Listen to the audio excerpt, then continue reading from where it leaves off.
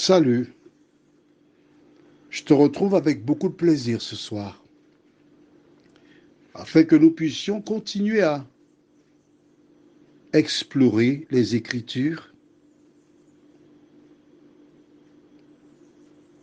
en même temps apprendre à connaître le Créateur. Nous lirons dans Exode 4, versets 14 à 16. Mais juste avant, prions. Seigneur, oh, la journée n'a pas été belle pour certains, mais d'autres sont heureux. Il existe différentes situations, mais ce qu'il y a de magnifique, c'est que toutes les situations trouvent les solutions en toi. Tandis que nous prenons le temps pour étudier ta parole, que le Saint-Esprit nous accompagne encore, car c'est lui qui nous convainc et nous dirige dans toute la vérité, nous t'en prions. Au nom de Jésus et pour ta gloire éternelle. Amen. Je lis les versets donc 14 à 16. Alors, la colère de l'Éternel s'enflamma contre Moïse, et il dit, n'y a-t-il pas ton frère Aaron, le Lévite? Je sais qu'il parlera facilement. Le voici lui-même qui vient au-devant de toi. Et quand il te verra, il se réjouira dans son cœur. Tu lui parleras et tu mettras les paroles dans sa bouche. Et moi, je serai avec ta bouche et avec sa bouche. Et je vous enseignerai ce que vous aurez à faire. Il parlera pour toi au peuple. Il te servira de bouche. Et tu tiendras pour lui la place de Dieu. Waouh! Ce qui est d'intéressant, c'est que quelle que soit l'objection, Dieu a toujours une réponse. Il y a toujours une réponse. Il fait comme le Christ a dit dans le Nouveau Testament. Si on veut que tu fasses 1 000, c'est-à-dire 1 km 400, fais-en 2. Si on veut prendre ton manteau, donne la tunique. D'accord? Alors voici Moïse qui cherche à s'éclipser. Je ne sais pas parler. Dieu commence par lui dire, ne t'en fais pas. Je serai avec ta bouche. Je m'occupe de cela.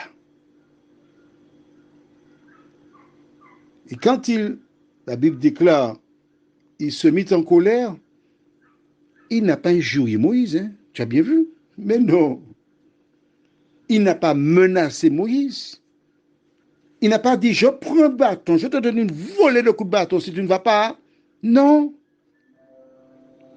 Dieu respecte la liberté des hommes.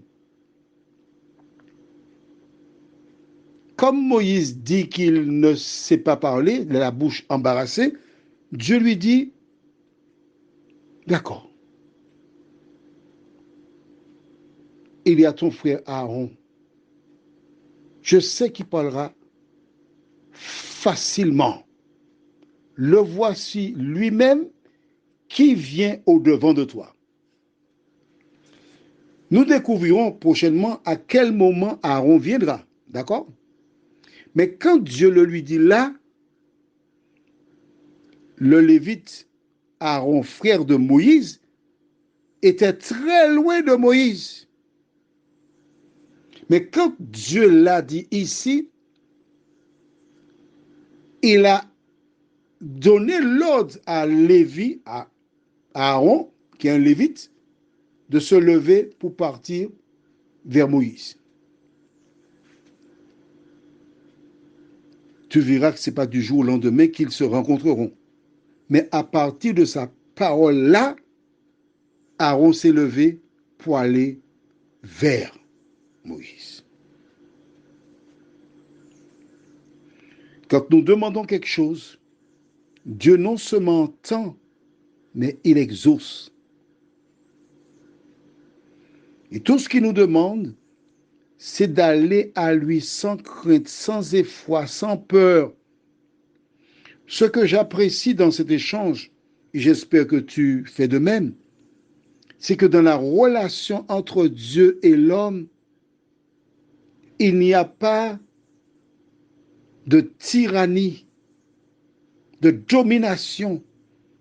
À chaque parole, Dieu répond. C'est un échange. Donc le Dieu que nous avons n'est pas un tyran. Le Dieu, notre Dieu, il nous écoute. Il respecte nos pensées. Il nous accompagne. Il nous dirige et permet à chacun d'être accompli. J'aime beaucoup lorsque Dieu dit, je serai avec ta bouche et avec sa bouche. Donc tu n'as rien à craindre. Et dans les évangiles plus tard, Jésus dit, lorsqu'on vous outragera et que vous devez vous tenir devant des personnes, n'ayez pas peur. Parce que les paroles que vous aurez à prononcer vous seront données. Tu vois donc que c'est une pratique qui existe au moins du temps de Moïse. Mais n'oublie pas que Dieu ne change pas. Il est le même hier, aujourd'hui, demain et éternellement. Et ce qu'il a fait pour Moïse, il le fait pour toutes celles et ceux qu'il appelle. Alors, qui Dieu appelle-t-il? La première personne que Dieu appelle, c'est toi. Oui, toi qui m'écoutes. Parce que Dieu désire que tu sortes des ténèbres pour venir à lui, la lumière du monde. Dieu voudrait transformer ta vie. Dieu voudrait te valoriser. Jusque-là, Moïse était regardé comme un paria, un criminel. Là, Dieu lui permettait de descendre, d'être son porte-parole et de réaliser la promesse qui avait été faite à Abraham plus de 400 ans plus tôt. Quel bonheur, quelle joie. Dieu voudrait que tu interviennes auprès de jeunes, d'adultes, pour parler de lui. Aider des personnes à prendre conscience du temps dans lequel nous sommes. Chaque personne sur terre a une mission. Être la lumière du monde.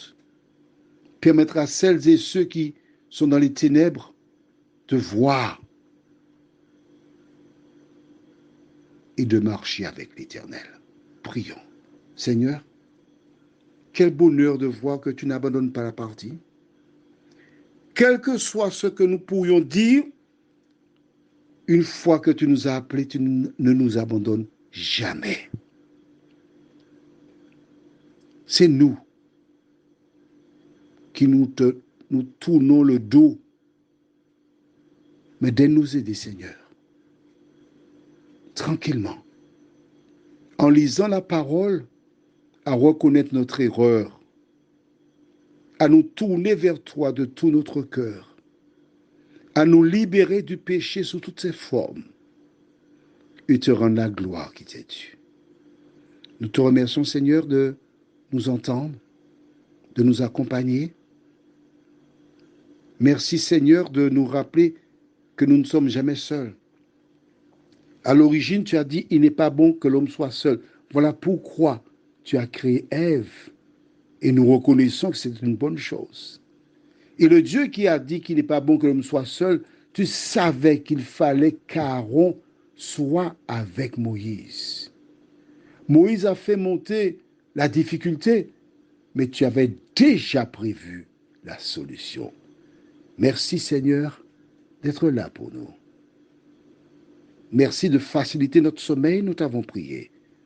Au nom de Jésus et pour ta gloire éternelle. Amen. Que l'Éternel continue son œuvre en toi et que ta foi aille en grandissant.